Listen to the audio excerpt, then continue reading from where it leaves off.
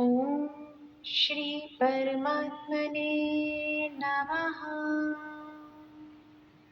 श्रीमद् भगवत गीता अथ तृतीयोऽध्याय श्लोक संख्या 31 से 43। ये मे मतमिदं नित्य मनुतिष्ठन्ति मानवाः श्रद्धावन्तो न सूयन्तो मुच्यन्तेऽपि कर्मभिः। जो कोई मनुष्य दोष दृष्टि से रहित और श्रद्धा युक्त होकर मेरे इस मत का सदा अनुसरण करते हैं, वे भी संपूर्ण कर्मों से छूट जाते हैं। ये त्वेतदभ्यसूयन्तो नानुतिष्ठन्ति मे मतम् सर्वज्ञानविमूढांस्तान् विद्विनष्टान चेतसः। परंतु जो मनुष्य मुझ में दोषारोपण करते हुए मेरे इस मत के अनुसार नहीं चलते हैं, उन मूर्खों को तू संपूर्ण ज्ञानों में मोहित और नष्ट हुए ही समझ। सदृशं चेष्टते स्वस्याः प्रकृतेर्ज्ञानवानपि प्रकृतिं यान्ति भूतानि निग्रह किं करिष्यति। सभी प्राणी प्रकृति को प्राप्त होते हैं, अर्थात अपने स्वभाव के परवश हुए कर्म करते हैं। ज्ञानवान भी अपनी प्रकृति के अनुसार चेष्टा करता है, फिर इसमें किसी का हठ क्या करेगा।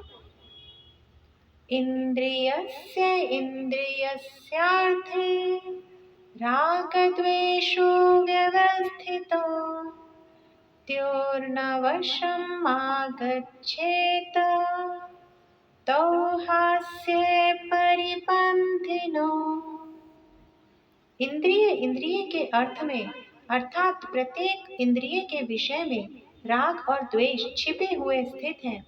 मनुष्य को उन दोनों के वश में नहीं होना चाहिए, क्योंकि वे दोनों ही इसके कल्याण मार्ग में विघ्न करने वाले महान शत्रु हैं। श्रेयान् स्वधर्मो विगुणः परधर्मात् स्वनुष्ठितात् स्वधर्मे निधनं श्रेयः परधर्मो भयावह। अच्छी प्रकार आचरण में लाए हुए दूसरे के धर्म से गुण रहित भी अपना धर्म अति उत्तम है। अपने धर्म में तो मरना भी कल्याणकारक है और दूसरे का धर्म भय को देने वाला है।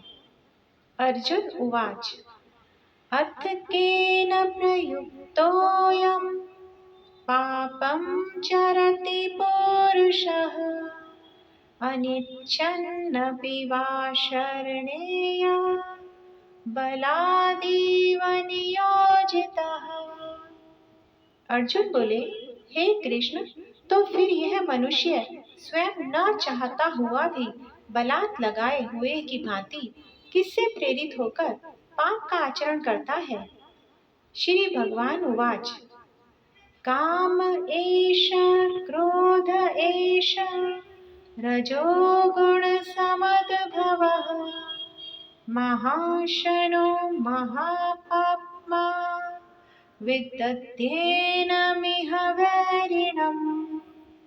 श्री भगवान बोले, रजोगुण से उत्पन्न हुआ यह काम ही क्रोध है। यह बहुत खाने वाला अर्थात भोगों से कभी न अघाने वाला और बड़ा पापी है। इसको ही तू इस विषय में वैरी जान। धूमेनाव्रियते वह्निर् यथादर्शो मलेन च यथोल्बेनावृतो गर्भस् तथा तेनेदमावृतम्। जिस प्रकार धुएं से अग्नि और मैल से दर्पण ढका जाता है तथा जिस प्रकार जेर से गर्भ ढका रहता है, वैसे ही उस काम के द्वारा यह ज्ञान ढका रहता है। आवृतं ज्ञानमेतेन ज्ञानिनो नित्यवैरिणा कामरूपेण कौन्तेय दुष्पूरेणानलेन च। और हे अर्जुन, इस अग्नि के समान कभी न पूर्ण होने वाले कामरूप ज्ञानियों के नित्य वैरी के द्वारा मनुष्य का ज्ञान ढका हुआ है। इंद्रियाणि मनोबुद्धि अस्याधिष्ठानमुच्यते एतैर्विमोहयत्येष ज्ञानमावृत्य देहिनम्।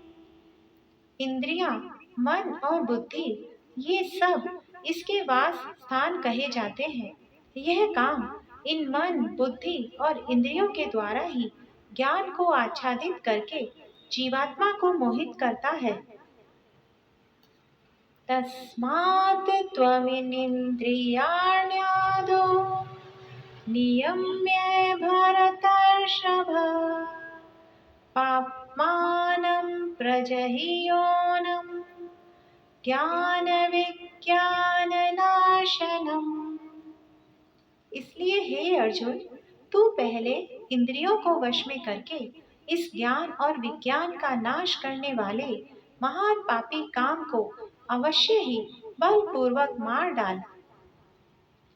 इंद्रियाणि पराण्याहुरिन्द्रियेभ्यः परं मनः मनसस्तु परा बुद्धिर् यो बुद्धिः परतस्तु सः।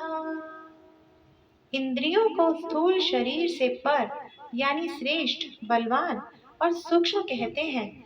इन इंद्रियों से पर मन है, मन से भी पर बुद्धि है, और जो बुद्धि से भी अत्यंत पर है वह आत्मा है। एवं बुद्धेः परं बुद्ध्वा संस्तभ्यात्मानमात्मना जहि शत्रुं महाबाहो कामरूपं दुरासदम्। इस प्रकार बुद्धि से पर अर्थात सूक्ष्म, बलवान और अत्यंत श्रेष्ठ आत्मा को जानकर और बुद्धि के द्वारा मन को वश में करके, हे महाबाहो, तू इस कामरूप दुर्जय शत्रु को मार डाल। ओम तत्सदिति श्रीमद् भगवद गीता सुपनिषत्सु ब्रह्म विद्यायां योग शास्त्रे श्री कृष्णार्जुन संवादे कर्म योगो नाम तृतीयो अध्यायः। जय श्री कृष्ण।